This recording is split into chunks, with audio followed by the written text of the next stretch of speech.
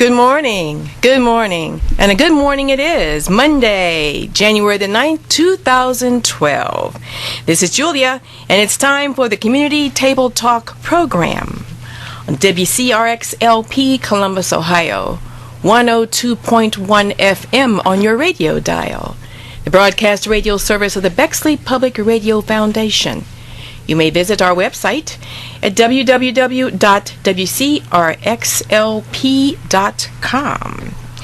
And for your inspiration this morning, first of all, I want to give you a little bit of a weather report. It's such a beautiful day. We don't really want to lose this. It's going to be warmer today, warm tomorrow, but come Wednesday, the rain is going to start coming in, as well as for Thursday. And of course, we don't like to see that. It's supposed to be colder temperatures as we go even into the weekend. But for today, a high of about 45 degrees. Your inspiration for today is: a smile costs nothing, but gives much. It enriches those who receive it without making poorer those who give. It takes but a moment, but the memory of it sometimes lasts forever. None is so rich or mighty that he can get along without it, and none so poor but that he can be made rich by it. A smile creates happiness in the home, fosters goodwill in business, and is the countersign of friendship. It brings rest to the weary, cheer to the discouraged, and sunshine to the sad. And it is nature's best antidote for trouble. Yet, it cannot be bought, begged, borrowed, or stolen, for it is something that is of no value to anyone until it is given away. Some people are too tired to give you a smile, perhaps so. Give them one of yours, as none needs a smile so much as he who has no more to give. Author Anonymous. T.Wayne, my co-host, how are you?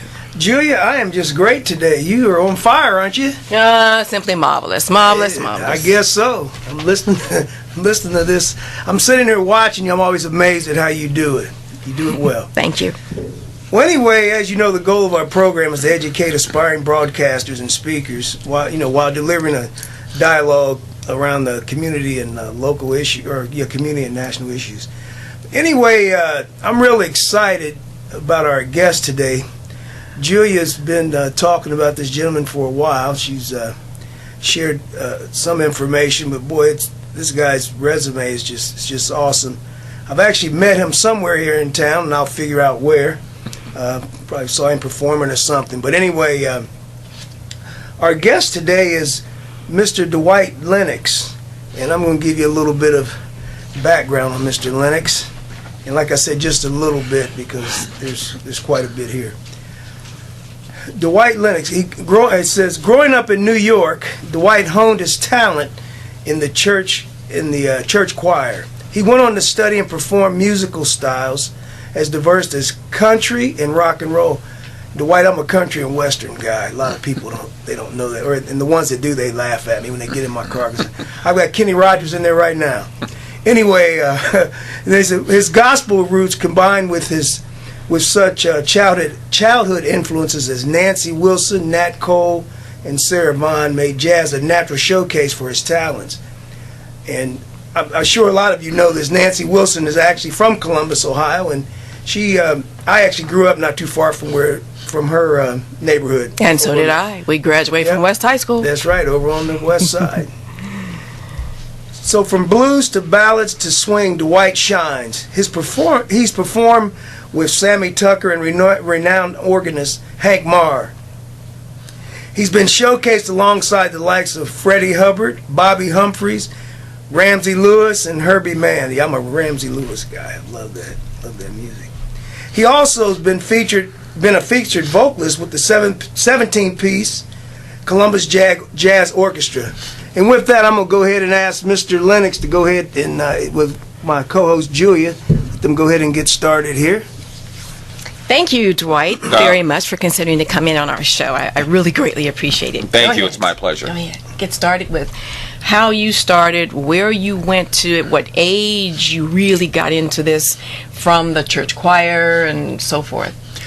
Well, growing up in New York City, that was during the time of, all the rock and roll groups that were doing you see them on TV, in movies actually, the groups that we do doo-wop on the street corner. I did a lot of that with my classmates in public school and in junior high school when I was a kid, and we'd try to imitate the sounds of the groups that were going on at that time. And I had an opportunity, being raised in New York City, to visit the Apollo Theater a lot and sat through a lot of the reviews with James Brown, Ike Tina Turner Review, Little Anthony Imperials.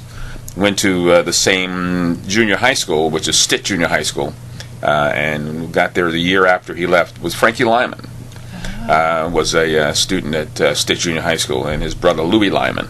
And it's funny, one day I was doing a talent show at Stitt one evening, and I picked his song, Goody Goody, and that was the song I was performing. Then all of a sudden, from the back door crashed open, and guess who walks in? Uh-oh. Yeah, that was Frankie Lyman walks in the back door of the auditorium, and everybody's cheering and everything. He gets up on stage, and he does his song, obviously a little bit better than I believe at that time. Not that I doubted my talent. Of course. But I had a lot of exposure to a lot of different kinds of music. The Western music, the Sons of the Pioneer. That was one of my favorite, the Cool Clear Water. My folks had a 45 of it. And they would, when they left the house to go on out, they left my brothers and my sister and I there, and they told me directly not to play with the record player. Mm-hmm. But as soon as I heard the door downstairs close, yes, I went and put that song on and played it a lot. Influences were, Sinatra. A lot of the people at that time, they were doing a lot of the cool music. And I moved to California when I was 15 years old, and went to Do or Die Dorsey High School. Had a classmate there that I'm sure people remember. He was a year behind me. It was Billy Preston. And I got to meet his agent and my cousin worked she's the one that got him to start at Capitol Records because she worked there. And when I was at Stitt, I tried out for the choir. It was a glee club or whatever it was there at the time. Not at Stitt, at Dorsey High. I tried out for their choir. And the teacher didn't let me in because he said he didn't think I could sing very well. So, so much for his encouragement. Yeah. So, because I'm doing fine now, doing all my music, and that's basically where it all got its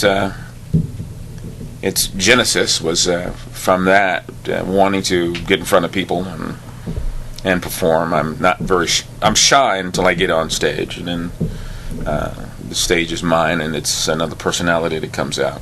And it's people find it's funny because people walk up to me and they on the street and they expect me to be the same person on the stage, and it's somebody else. I'm not being mean or anything. I'm just very shy. But when I'm on stage and I'm singing and I'm get down from that, then all the adrenaline makes me a different person. And you perform quite well on stage too. Thank you. Now, did you, in getting started in the younger days, did you do anything like weddings or different other venues? No, when I first started, it's funny. My brother took me to a place when we lived in California. It was called the Buckhorn Lodge up in Mount Baldy, California. And there was a gentleman up there, I forget his name now. He was a sax player. He was a good friend of my brother's. And he had a band that was up there. And he allowed me to come up and sit in with him at that time. When it turned into a lot of fun because people enjoyed what I did, and I enjoyed doing it. And I really didn't start singing professionally until after I left L.A. I did a couple of things around L.A., but it wasn't for money. Then I left L.A. and went to Denver, Colorado. Ran out of money and lost my car because it got towed because of tickets. And I had to figure out some way of making some money. And I said, let me visit some jazz clubs and see what's going on down here late at night. And I went down in this one club. It was called the Downstairs Lounge. Betty and Cadillac were the owners as a husband and wife. And I went down and sat in with a band down there. And about the second time that I did it, Betty came over to me and asked me if I wanted a job singing. And I said, sure. And it was big money. It was $25 a night. Wow. Cash, which means I didn't have to pay any taxes on it. So that was actually the start. And I did some other things around Denver and got hooked up with another band. And it was called we called ourselves Night of Sunshine. And that's where we played at Red Rocks Amphitheater with that group. And fronted for Bobby, Freddie, and Herbie Mann. And at that time, Freddie Hubbard actually asked me to come on stage and perform with him because he had a new album out. And he had caught me after my act, so I was back to my shy mode, and I said, no, I'll just sit here and I'll watch you do it. I should have done it, but things worked out well. So your first big break was? First big break? I don't know. There's been so many of them. Here in town, I made it, when I started, I quit singing, actually, for about 15 years. I stopped singing. I wouldn't even sing in the shower. And I started back singing because I found out about karaoke. And I started getting back into it and said, what have I not been doing, and why have I not been doing this? And started singing sang with Rick Minetto's big band here in town, and was hired to do some other things. And then I set my sights on, set my sights on the Clements Jazz Orchestra. I started doing a lot of the Sinatra music and got into that, and big band stuff. And Ray Eubanks, his son worked at the Bexley Monk.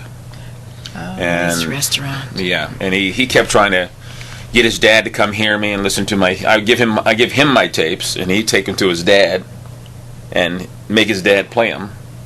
And I did that for a year or better, 2 years, just pounding away at him. And one day, the singer that they had, I forget his name right now. It'll come to me in a minute. He lost his voice, and they had a show coming up. It was called Gershwin. It was a Gershwin show, and I'd never done Gershwin. Never, really sang with a group of that caliber. And Ray Eubanks left a message with Sonia Modes at the Monk, and I just happened to go into the Monk that night, and she gave me his phone number and said he wants you to call him. And I called him, and he says, be over at Capitol tomorrow at 3 o'clock. Wow. And we're gonna check you out and see if you can do what you keep telling me you can. So I went over there and yes, he can. Got the sheet music and sat there and read the sheet music while the band played. And we went through half the song, and he stopped the band. And he said, "Okay, fine, go in the next room. They're going to take some pictures." And I was in the show, and that was like 15 years or better ago, and I've been singing with them ever since. And it's been a lot of fun. And I also got a thing. I got some of those pictures that were taken. We did a show with the Columbus Symphony in Ballymet. So you're talking about two very large things happening at the same time, and that was a show. It was a Gershwin show, and it was called Gershwin Alive. Excuse me, can you Gershwin? I'm trying to think what is Gershwin? George and Ira Gershwin, What kind of music is that? That's what I Got Plenty of Nothing. It Ain't Necessarily So. Okay. There's just tons and tons of wonderful music. Yeah. Yeah, they were brothers. Actually, it's Jacob and Israel Gershowitz. That was their real name, and they were one was born in the Bronx, and the other one was born in Manhattan. Okay. Yeah. So we have that in New York. Yes. Yes. New York connection. Yeah. Yes. Were there any really hardships, difficulties that you encountered along the way that you would want to discuss? Well, I think the main hardship that I've encountered was colon cancer, and I'm an advocate to tell people, especially men over 50, to have colonoscopies done. Yes. Yes. Black men especially, because there's a lot of that going on in the black community for some reason. And I just had a colonoscopy done a couple of weeks ago, and mine was, it was kind of funny the way my wife is I call her a nagger, but that's loving. It's a loving. She's a very loving nagger, and I kept feeling this tapping on the back of my head, and I think that was God telling me to get something done. And my wife was using her finger too, and she was tapping on the back of the head, telling me I need to go get things checked out. And I went down, and the first thing out of the doctor's mouth when he came out from the colonoscopy, he says, "You have cancer, and we need to set it up to get it taken care of." And for some reason, I knew the minute he said it, I knew it was going to happen, and I knew that I was going to be fine. And to show you what a performer I am, Gershwin Alive was supposed to be that in 2 weeks. And the doctor wanted me to have the surgery then. And I said, well, I've got this big show coming up. Yes. Can I delay it like another week and do it after the show? And he said, well, sure. I don't think it'll go that crazy. So I did the show. Immediately after the show, the next week, I was in the hospital and I had the surgery. But that's probably been one of the main things that has really put me down, but I knew it would be fine, and I thank my wife every day, and Dr. Hicks, Bill Hicks. Yes. We used to call him Billy. Yeah. Yes. Yeah, he's a great physician and a great oncologist. He's the one that. Yes, he is. He asked me about doing the clinical trials for a chemo treatment, and if you go to the James, they have booklets now with my picture on the back, but they used to have these signs. They were like 8 feet tall, 4 or 5 feet wide, and it was my picture on there talking about the clinical trials. And I recommend everybody, if they have cancer or they've been diagnosed with it, to ask their doctor about the clinical trials, because the medicine that I took for the clinical trials is now the medicine that they use for colon cancer. Oh, wow. So I was really lucky. Very, very blessed. At what point in all your entertainment did you decide to add the Lenox Avenue Express? Well, I was working with Rick's band, and I was getting gigs, and I was wanting more out of it, more control, of what I was going to do and how I wanted to do it, and what I wanted to say musically. And we started the band. We were already working. A guy named Clint Morris, that was piano. At that time, Tom Tasker on bass, Guy Ramonko on drums. And the horn section is pretty much the same horn section that I had then. Bob LeBeau on Barry, and might have made a couple of changes. Lee Savory was on trumpet and flugelhorn. And I sat there trying to think of a name, and New York jumped into my mind again, and my name being Lennox, and me running around as a kid on Lenox Avenue, getting into trying not to get into trouble. They were in Harlem. Then I figured Lenox Avenue Express Jazz and Dance Band. I wanted them to know that it was a jazz band, but it was also a dance band, because people think that you can't dance jazz, and that's really crazy. Right, they do. You know, some of the best jazz numbers are wonderful dance tunes. Sure are. So that was the impetus for that. I'm looking at shortening the name and trying to repackage it, and I'm going to call it, thinking about calling it LAX. Okay. Which is still Lenox Avenue Express, BLAX. It's not to be confused with the airport in LA, Los Angeles. Yeah. I've got a question. Mm-hmm. I've always wanted to ask some musicians. When you were doing the doo-wop on the corners, on the street corners, what kind of feedback were you getting from the adults? Were they cheering you on to do it, or were they trying to discourage you? No, they were cheering us on. Harlem was a different kind of entity. Most people don't realize how great Harlem was at the time I was a kid. Harlem was one of those areas where, you know, the adults, they talk about it takes a village to raise a child. Harlem was a village. Yes. And it was a very big village. All these neighborhoods were set up it was hard for me to get in trouble in my neighborhood. Well, it was not hard. It was stupid for me to get in trouble in my neighborhood. Yeah. Because at that time, there wasn't any of this, don't hit my child. Yes. It was, if the neighbor saw you do something, they'd snatch you. They'd grab you and swat you. And then maybe several of them might do it. Maybe 2 or 3 of them hanging around, and they all get their little licks in. And then they tell your parents when they got home, and then you get it again. But, so they were always for the kids, and they were always protecting the kids, and it was really like that. Those village scenes where you see the kids running around, just jumping on everybody and eating everyone's food, and then that's kind of like the way Harlem was. And the same thing was the encouragement that we got. It wasn't. I didn't get a lot of, "No, man, you shouldn't try that." Nobody in your family's ever done that, or nobody in this neighborhood's ever going to be doing that. It was none of that. It was always positive and uplifting, and saying, what you need. Yeah, try it. Just what you if you need. don't do it, then try something else. Yeah. If it doesn't work, but you'll know that it doesn't work, and don't take from somebody who's never done it the advice not to do it. That's right. You find somebody who has done it and failed, and then ask them. But you ask them why they failed. Exactly. And then just don't do what they did. Yeah. Right. So.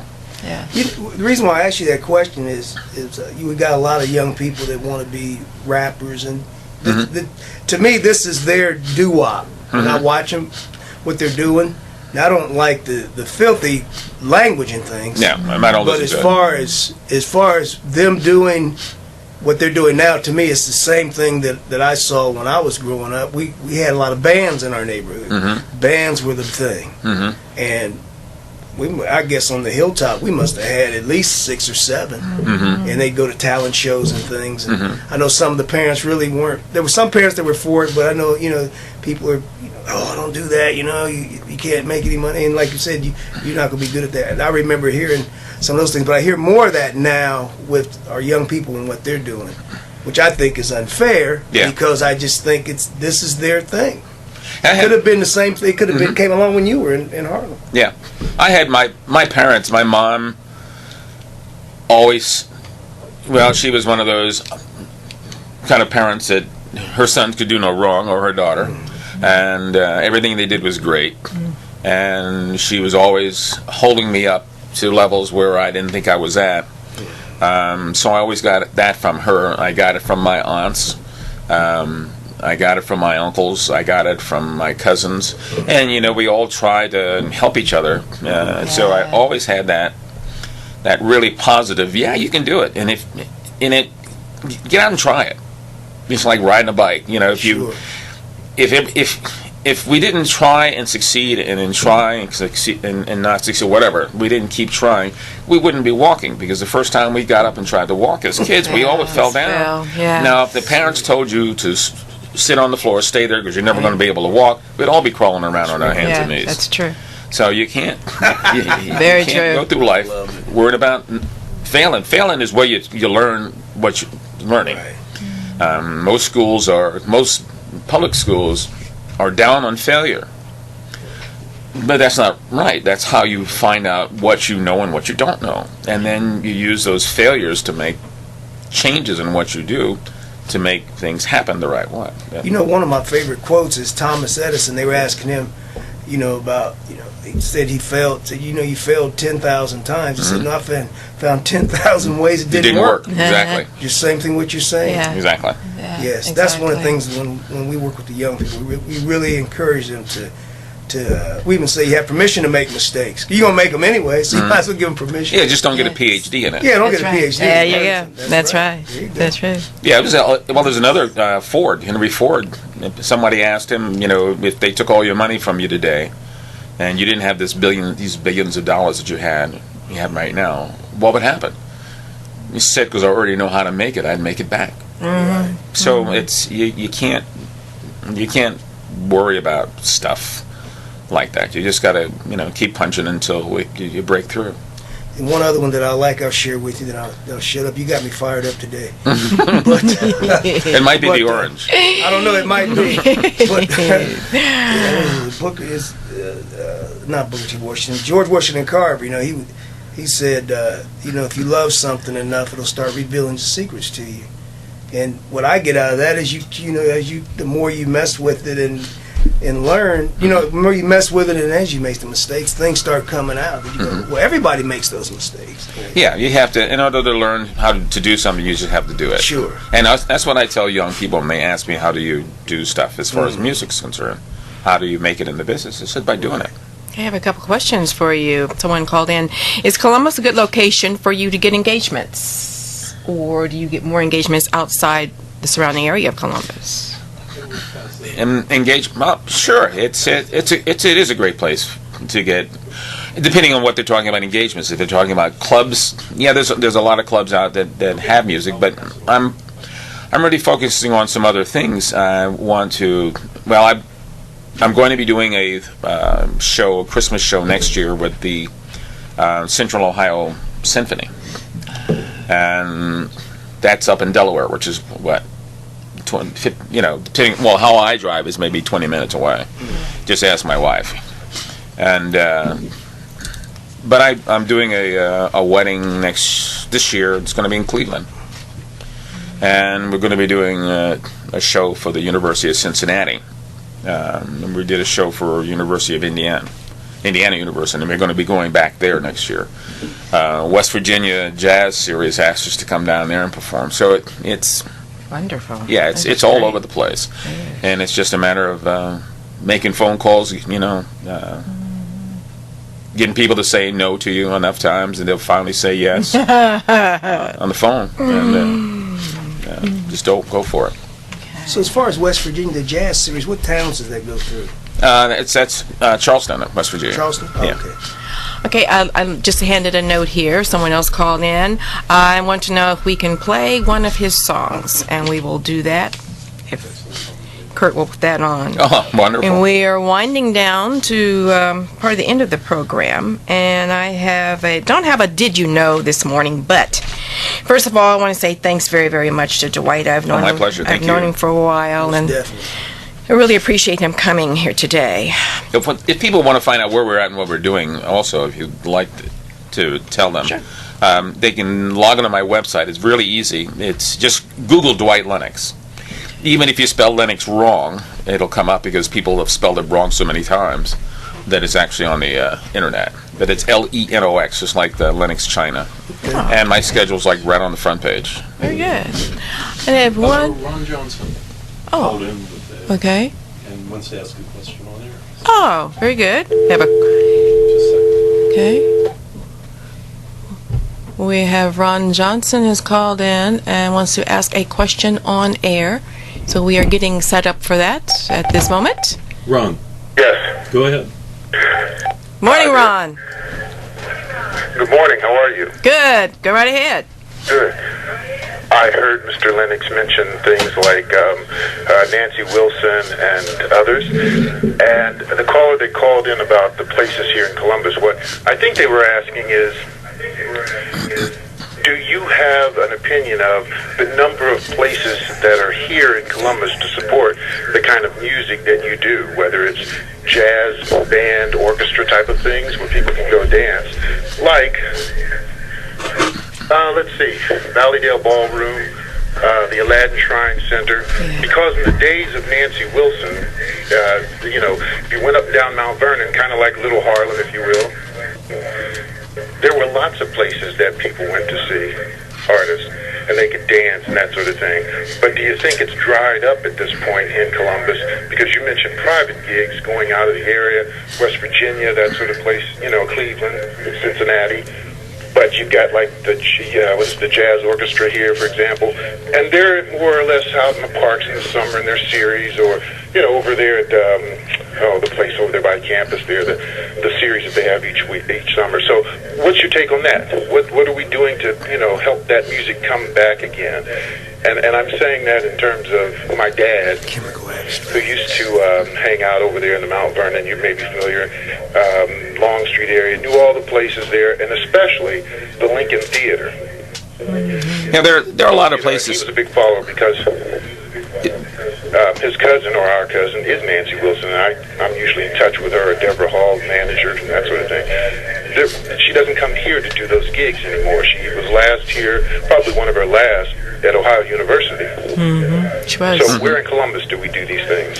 Well, there are several outlets for people that want to hear jazz.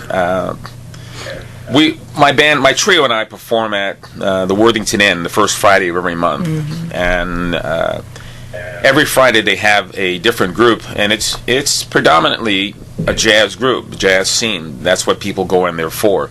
We've got a great following there, and it's if you want to come up there the first Friday of the month, call for reservations because you'll probably be standing the whole time you're there if you don't. La Scala is another place. Relatively small venue. It's a small venue, but it can get packed. I tell you, the bar will, all the tables will fill up. The bar will fill up. There's always room to stand. But La Scala, we play there also. We're not there right now. We'll start booking back in there in March. And that place is huge, so there's a lot of opportunity to sit down and listen at La Scala. Yeah, so give our listeners some of those places that they can see you and others, like I think Von Weister's on Monday nights, for example, at the Clintonville Women's Club.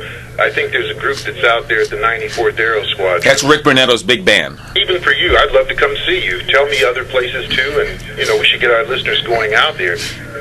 Yeah, Rick Brunetto's big band has been playing at the 94th Aero Squadron for 2 decades now. I had the opportunity to work with Rick's band several years, and it's a great band, great book, good music, and it's a fun time, especially if you like to dance, because the 94th Aero Squadron has a very large dance floor. I'm just becoming aware that, I remember now that Von Weister's band did move. They were down in just on South High Street at the German place. I forget the name of it. Manicor? That's it. They were down there for a it. while, and now if they're up at the Clintonville Women's, that's a little bit further up the street, and that's a great band to listen to. Von's got some wonderful charts. He's got some great musicians. Sometimes the musicians from my group. Matter of fact, Bob LeBeau, who is my baritone sax player, plays with Von's band on Monday nights, and I think that's when he still has his gig going. For those of you who don't recognize that last name of Bob LeBeau, his brother is the defensive coach for the Pittsburgh Steelers. Sure is. Yeah. There are several other. It's a different tune there at Pittsburgh. Oh yeah, oh yeah. But there's I watched the game too. But there are a lot of clubs. I don't get around to get to many of the clubs, so I don't know who's playing there, because when I'm working, I'm someplace else, and when I'm not working, I'm of an age now, or I'm home, or I'm on the computer and I'm sending material out. So I don't go see people unless it's something really, really special that I want to do at that point. But because I'm just like them, trying to get those gigs. But all my gigs are up on my website. The schedule I keep up to date. So anytime I get something, it's immediately posted on the website. And I might start. I'm going to start a blog here pretty soon for my band, and I might just start plugging in other people to let people know where they can find jazz. This radio station is a wonderful. This is a blessing. Because jazz left, and I think it turned into country and western music on the other station. So this is a great opportunity for them to hear some things. And I think the musicians that they're listening out there who are jazz musicians or who are other musicians, even if they're not jazz, should probably contact this station, let them know where they are, and possibly they might have a little bulletin board where people can say, yeah, we're going to be at such and such, or put it on their website. Glad you mentioned that, because two things. The station, as you know, does play more of a jazz format now, and we've gotten a lot of reception to that, so thanks for mentioning. And just for you and all the others, too, if they do send us information, we do have an events page on the website. So I don't want to tout the station and the website and all that at the moment. I would. But I certainly, want people to start becoming more educated to the music, and we're going to hopefully try to educate people, because, as you well know, there's over 24 or a couple dozen different variations of jazz. And, having played around the world, I can tell you there are people who don't understand free jazz and they won't turn it on. And then there's people that don't like smooth jazz and they won't turn it on. But, just the music in general, though, is something people should discover more of. And there aren't a lot of outlets really here where people can go in our age group. So I'm going to put myself in your age group. Oh, okay. Well, if you won't tout the radio station and your website, I will. All right, thanks, Dan. Right. Listen, I better let you go, because I think you were going to either play a selection or something, or you're coming pretty close to the end of your program. Yes, we're going to play something. Yes. Thanks for letting me interrupt there. Okay. Thanks, Ron. Thank you. Okay, Take care. Good luck. I'd like to add. This Christmas music. That's all right. I'd like to add one more thing here while we're getting set up with the music. There are only two ways to live your life. One is as though nothing is a miracle. The other is as though everything is a miracle. A quote from Albert Einstein. And now, once again, thank you, Dwight. Thank you. And we will get ready here to set I've got something I want to finish. Yes. I'd like for you to maybe give some words of encouragement to the young people out there that want to try things, because I like what you started to say earlier. So if you could do that, I'd appreciate it, just as a party. The whole thing about it, I heard a quote from Thoreau, and I think about it every time I try to do something, and I think that maybe I can't. I think the quote was, do the thing, and you will find that you have the ability to do the thing. But those that do not the thing find that they do not have the power to do the thing. So if you're going to do something, do it, and it'll all take care of itself. Great quote. Thank you so much. Thank you. Appreciate it. Thanks for being on the program today. Thank you very much for having me. All right. We're getting ready to.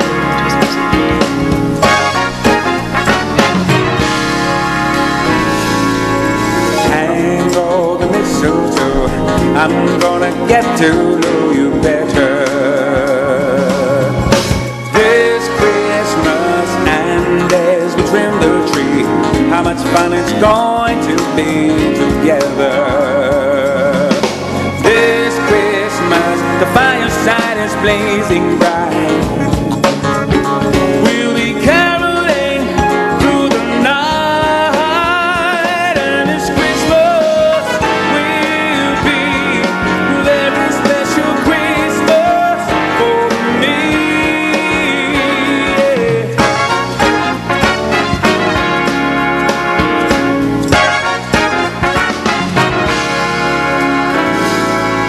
The presents and the cards are here. My world is filled with cheer and you. This Christmas, and as I look around, your eyes outshine the town. Yes, they do. This Christmas, the fireside is blazing bright. We'll be caroling through the night, and this Christmas will be a very special Christmas for me. Oh.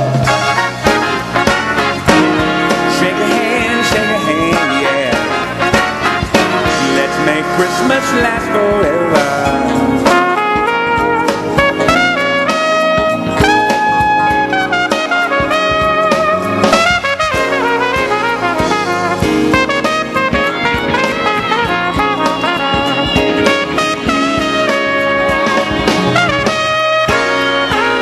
The fireside is blazing bright.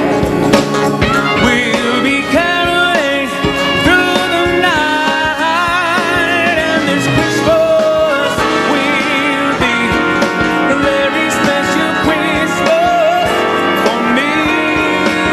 Oh. Shake a hand, yeah. Let's make Christmas last forever. Come on and reach out, shake somebody's hand. Hang all the mistletoe, I'm going to get to know you better. Yeah. This Christmas, and as we trim the tree, how much fun it's going to be.